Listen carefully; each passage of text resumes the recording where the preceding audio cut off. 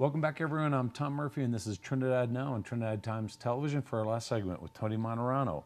Tony, sorry we got a little delayed there, but last segment, we're going to do the management, then we're going to do the referendums, and then you're going to talk to the people. Okay? Okay. All right. So, as a city council member, what is your role in government?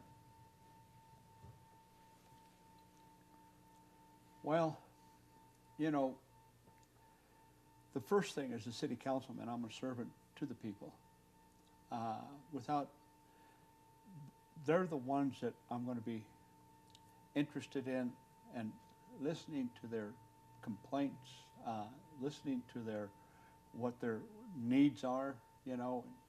I think that's a very important thing. I think we need to, not only the council, we want that to spill off into our employees, that they have time for their constituents as well. They're working for the people. They're the ones that are paying the bills, okay? And so we want to make sure that each one of our staff is polite and nice and accommodating. Want to make sure that they take care of the people, that they have a question. Let's get the question answered one way or another. Let's get it questioned. If it's good or bad, you know, not everything's going to be good. Right. Okay. What relationship should council have with the city employees? For example, if an employee came to you to complain about their supervisor, how would you respond? Well, I don't believe city council should be involved directly with an employee. I don't have a problem saying, hi, how are you? How's your day been? That kind of stuff. But if they have a complaint, we need to have a Department of Human Resources, and that department needs to take care of all complaints, work with the union. I don't believe that we should be involved with that at all. I don't want to be involved with that because it's not something I should be doing. Okay. Tony, certainly with all the things that you've done, and you addressed this about really one of your first jobs, but how do you define leadership?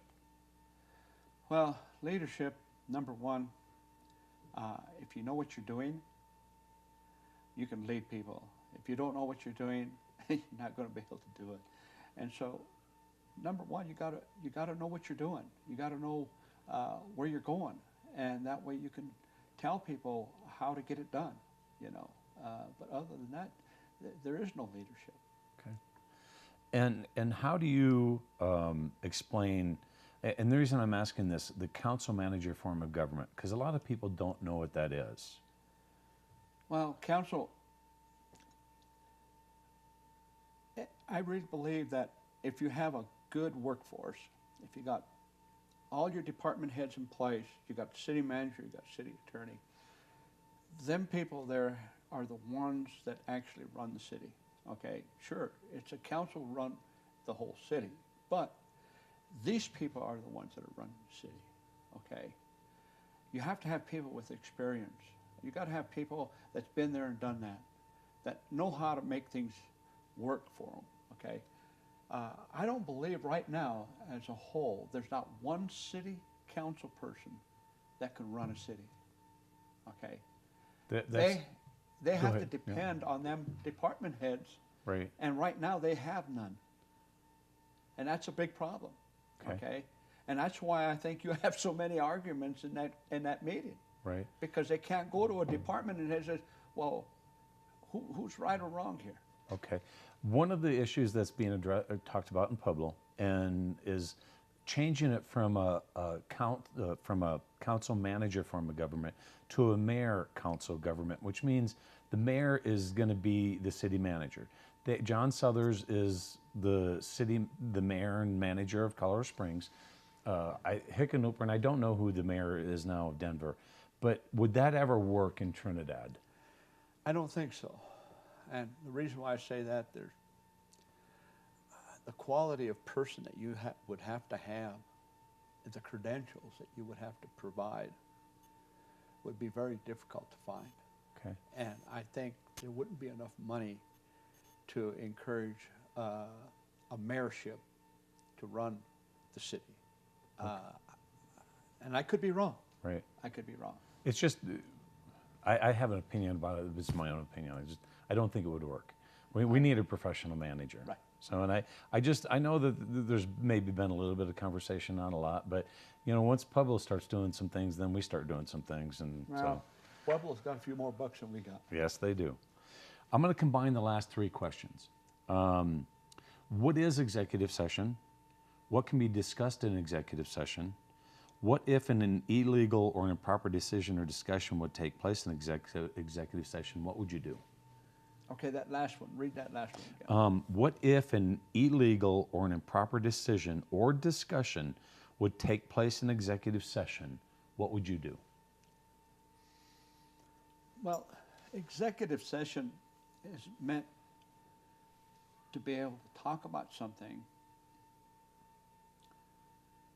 There's no decisions made at all. An executive session is not to be able to make any decisions whatsoever. The decisions are made in an open meeting. Executive sessions are just for when you need to exploit any type of information to where everybody understands what's going on. Okay, it could be an employee situation. It could be a contract situation.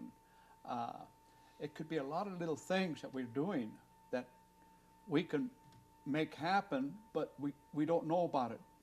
We don't understand it. And so we go to an executive session, but you can't make no decisions. Okay. None. Okay. What if something illegal or improper happened while you're in executive session? What would you do? Oh, Lord. You'd have to exploit it. It'd have to be brought out. Right. I mean, you can't let that kind of stuff go by. And it's been a few years since you've been an elected official, so it's been a while. So 2000. Right. You could be a little rusty on it. That's okay. We don't all know everything all at once. Yeah. So.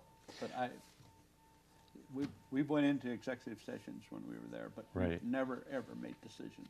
Okay. Come out and vote. And then you get to tell people whether or not anything happened. And since I've been there, there's never been a time where a council member said, I object to what happened in there. So I think they hash it out by the time they come out. But Well, it shouldn't even be a hash. right, Just be informational is all. right. If you and I were in that executive session, it shouldn't be about you and I. Right. I forget which city council member, I think it might have been the mayor, he said, there's been some heated discussions in executive session, but that's, I don't go that route. yeah, you're pretty mellow. Tony, we're getting to the second and last part.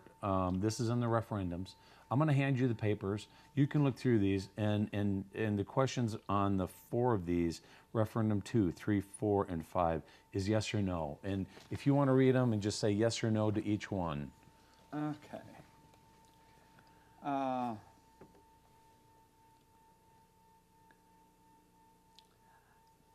Excuse me, on the first one, referendum 2,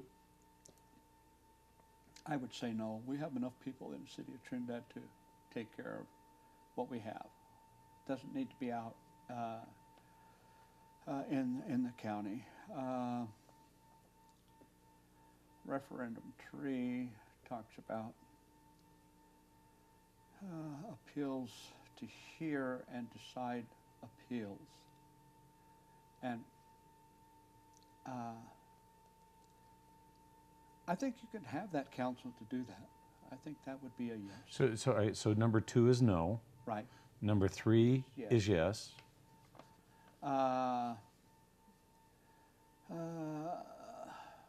Frequency.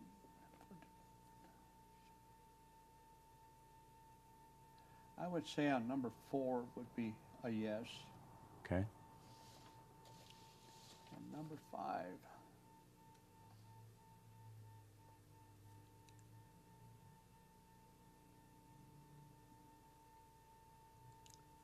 And I would have to say number 5 would be yes.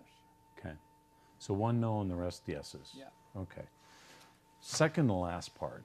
This is where you get to talk to the people that are the voters in Trinidad. You're not going to talk to me. You're going to talk to this camera. Whether it's 30 seconds or 30 minutes, you can take for as long, and you can say whatever you want to the people about voting for you. Okay. Okay? Just look at that All right. camera right there. All right. As your city council person, I'm going to be on top of every situation that comes up. I am not going to leave it to someone else to do my work.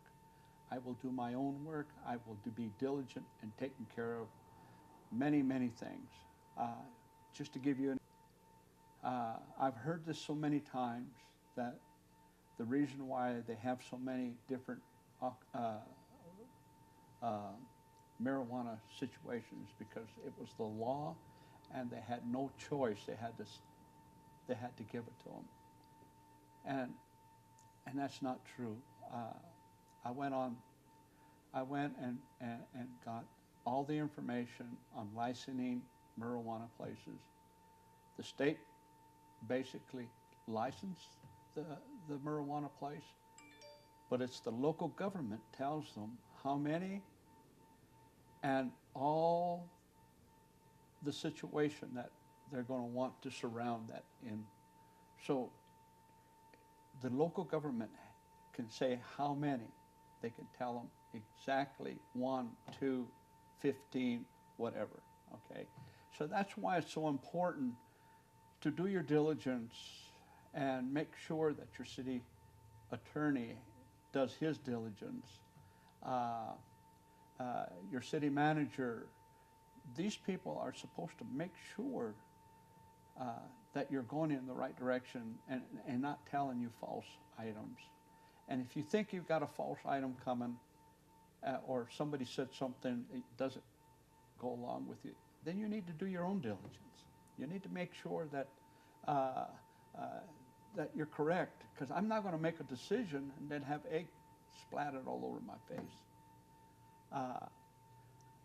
You know, there was one thing that Tom and I didn't talk about, and one of them was our police department. And I'll tell you, but our police department needs a lot of help. They need more employees. They need a lot more than they got right now to do what we need with this marijuana and all the transits and panhandlers. And I think between the DA's office and the police department and sheriff department, we need to all come together and try to figure out a plan of how we're going to address these problems. Because one person can't do it by himself. He has to have a network of people that we could work with. And even if we have to work with the department in Denver, the attorney's office, the attorney general's office, if we have to even go to that extent to get the right answers to make sure we don't violate somebody's constitutional rights and stuff like that, because the ACLU really will eat your lunch. And so we need to do that. And if I'm your city council person, I'm going to be there to make sure them things happen, that we make things work, and we don't have to invent the wheel anymore. The wheels have already been invented. We can go to other cities the same size that's been very successful and whatever, and we can pick it up, and we can do that. Albuquerque has done very well with their transits and panhandlers, and we could probably go to that direction, find out what they did. We can go to Colorado Springs. You know, there's a lot of things that we can do, and it doesn't take a lot of energy. But we need to make sure that we have a good staff, good, strong department heads, with a good, strong department heads all the way around you. You're going to have a government that's going to be strong, and we can get things done. Good deal, Tony. Let me just say this, and I've said this to all the candidates. That, you know, I've been filming and part of the newspaper before and everything. What makes me excited about this election is we have a lot of people running. Yep, and a lot of good people running, because that tells you something about what's happening in this community. And I really appreciate you taking the time. We had a little technical difficulties making the last tape work, so I ate up more of your time than I should have, but I thank you. You bet. And I wish all of the people that are running luck or in whatever, but really, it's for the community that That's right. we get the best that we can, because it's exciting to see that things are picking up again. Well, you know, Tom, that's another reason why I think Don't take off yet, because we're still filming last conversations, but I got to wrap it up over in the camera here. So, I really think that because you have so many people running, it makes it more enjoyable to run because you got a lot of interested people, and that's good. Right. There's nothing wrong with that. But to win, you're not going to need as many votes either. True. You know? But I think now, as things have evolved, I think the candidates are more informed than they have been in the past. Because you have to. If you're going to come on a program like this, you got to know a few things. Yeah. So, but anyway, I'm going to wrap it up, and we're going to let you go. So, Okay. ladies and gentlemen, I'm Tom Murphy with Tony Mattorano. This is Trinidad Now on Trinidad Times Television. Thank you for watching. Good job.